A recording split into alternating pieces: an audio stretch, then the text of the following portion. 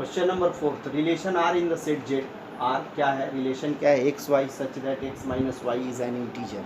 देखो किसी भी दो इंटीजर का जो डिफरेंस होता है ऑलवेज इंटीजर होता है। तो यहाँ पर हम लोग फॉर रिफ्लेक्सिव, यहाँ देखो यहाँ ऑर्डर पेयर नहीं निकाल सकते हैं रिलेशन की, क्योंकि जेड जो है इन्फानाइट सेट्स है, इन्फानाइट नंबर्स है उसमें। तो यहाँ हम लोग क्या करेंगे, इसको थ्योरेटिकली या एजम्पशन मेथड से लिखा जाएगा। फॉर रिफ्लेक्सिव यहाँ की लिखेंगे X x belongs to R implies that x minus x equal to 0 is an integer. अगर X x belongs to R है, for all X belongs to Z, सारे जेड में जो एक्स हैं उसके लिए अगर ये लेते हैं तो ये x minus x equal to 0 क्या है, इंटीजर है, ये ट्रू है। सो आर इज रिफ्लेक्सिव, इसलिए आर क्या हो गया, रिफ्लेक्सिव हो गया। फॉर सिमेट्री, सिमेट्री में क्या हम लोग देख रहे हैं कि x Y belongs to R implies that y minus x belongs to, means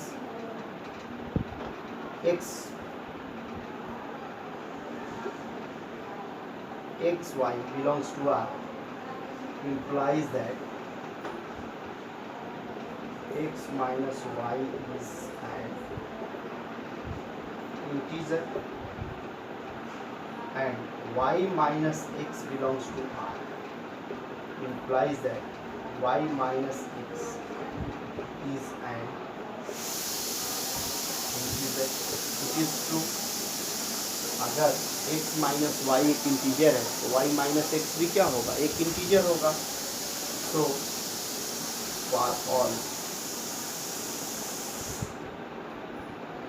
x Y belongs to Z, therefore R is symmetric.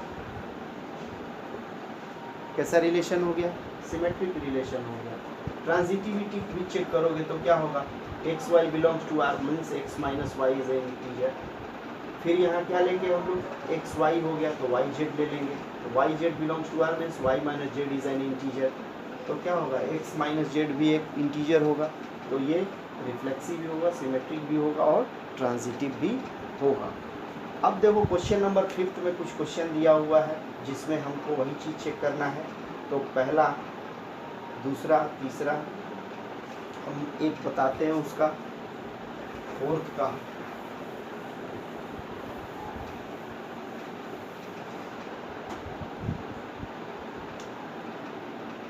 Fifth, question number 5 का मैं डी बताता हूँ। एक रिलेशन है x y such that x is wife of y. ये एक relation है set ए पर, जो सारे लोग एक लोकेलिटी में एक टाउन में रहते हैं उनके बीच एक रिलेशन है। क्या है, x y, x is y of y. ये चेक करना है कि रिफ्लेक्सिव, सिमेट्रिक और ट्रांजिटिव होगा कि नहीं। तो फॉर रिफ्लेक्सिव रिलेशन अगर हम यहाँ लेते हैं कि x x belongs to R implies that x is wife of x। देखो कोई भी खुद का वाइफ हो नहीं सकता है, it is false. So R is not reflexive, खुद का कोई वाइफ नहीं हो सकता, इसलिए ये क्या है, ये रिफ्लेक्सिव नहीं है। दूसरा, फॉर सिमेट्री, सिमेट्री चेक करने के लिए, सिमेट्रिक रिलेशन के लिए X Y belongs to R implies that x is wife of y.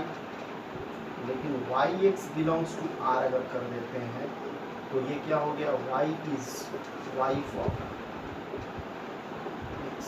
तो यहाँ देखो एक्स अगर y की वाइफ है तो y वाइफ नहीं हो सकता, because y is a man तो ये क्या हो गया, ये हमारा फॉल्स हो गया। So it is not symmetric, ये सिमेट्रिक नहीं है। लेकिन अगर ट्रांजिटिविटी चेक करते हैं तो ट्रांजिटिव के लिए यहाँ देखो क्या इंटरेस्टिंग फैक्ट है, यहीं पे कंफ्यूज होते हैं बच्चे, वो कहते हैं कि ट्रांजिटिव भी नहीं है, लेकिन ट्रांजिटिव के लिए देखो क्या है, फॉर ट्रांजिटिव रिलेशन,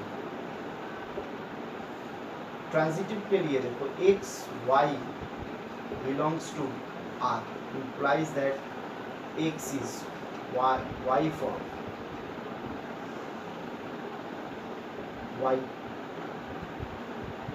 और अगर y z लेते हैं